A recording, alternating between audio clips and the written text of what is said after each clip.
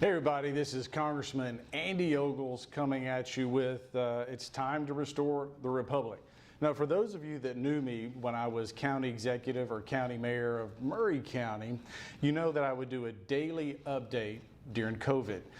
So there's a lot going on in DC. There's a lot going around the world, quite frankly. And so what I thought I'd do is start coming back at you with these updates. We'll keep them short, we'll keep them brief, but I'll give you the information as I have it. So really quickly, we're going to talk about the Send Them Back Act. We'll go to the Music City mailbag, where I'll talk about some of the letters I'm getting, then also some of the letters from across the country.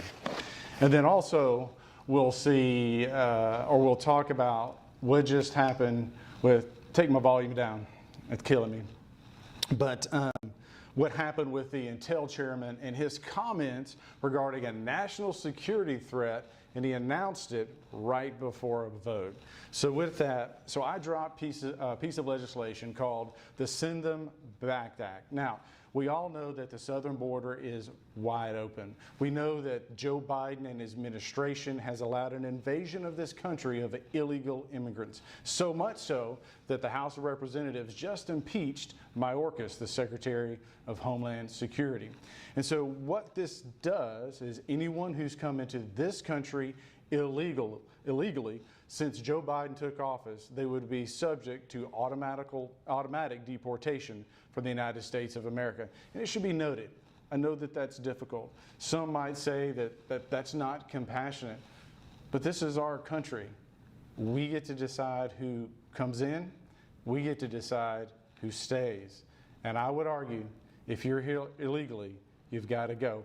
It should be noted, if I go to Disney World with my kids, well, no, wait, I wouldn't go to Disney World or whoa. If I went to Universal Studios with my kids and we're there illegally, they would have us removed, even if my 8-year-old were kicking and screaming.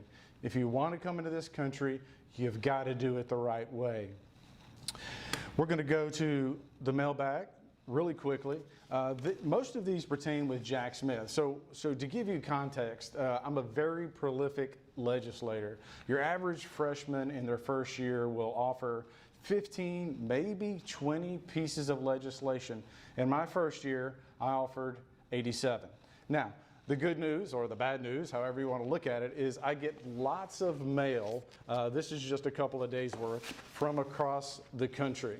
It's usually a couple hundred a day. So just a shout out to Jonathan from Mary and to Lawrence, all Tennesseans from the district reaching out to thank me for what I've been doing to fight for freedom, for liberty, and quite frankly, transparency. And we'll get to that in a moment when it comes to the chairman of the Intel committee. So this one, and I'm not wearing my glasses, looks like it's a bin.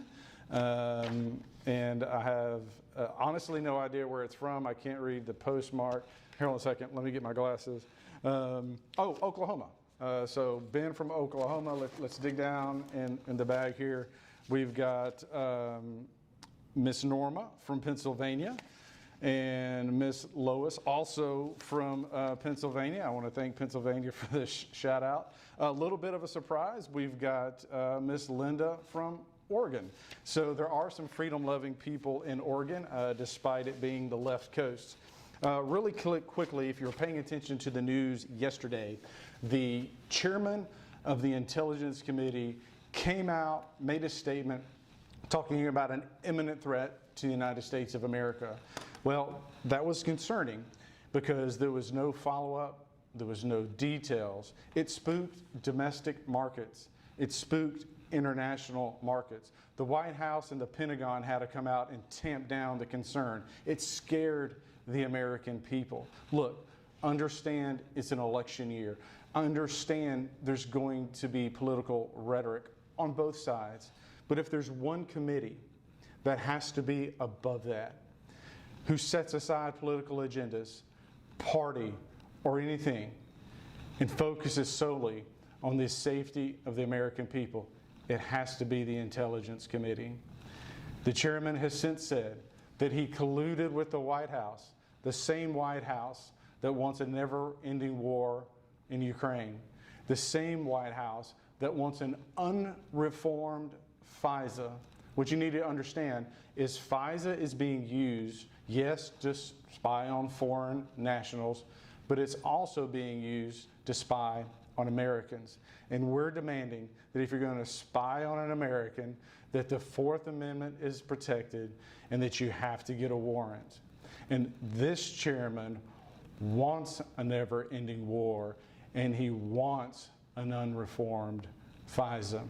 And the timing of his announcement of this imminent threat clearly was meant to impact the passage of more funding for Ukraine and for a passage of the FISA that is uninhibited, allowing you to be investigated. And we know they've looked at people because of their political persuasion, of their religious conviction.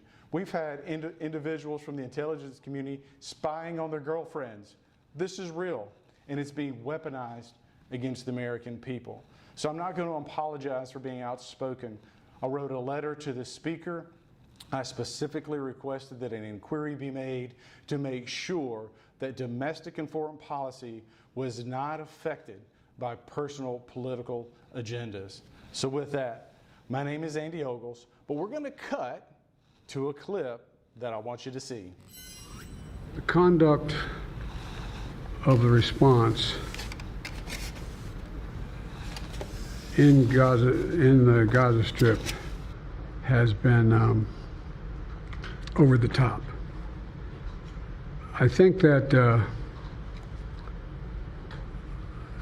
as you know, initially the president of Mexico, Sisi, did not want to open up the gate to allow humanitarian material to get in.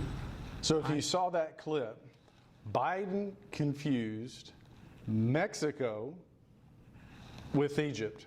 So, inspired by the president, I thought I would get some authentic Egyptian cuisine. I do believe they call it a taco. Thank you, and God bless.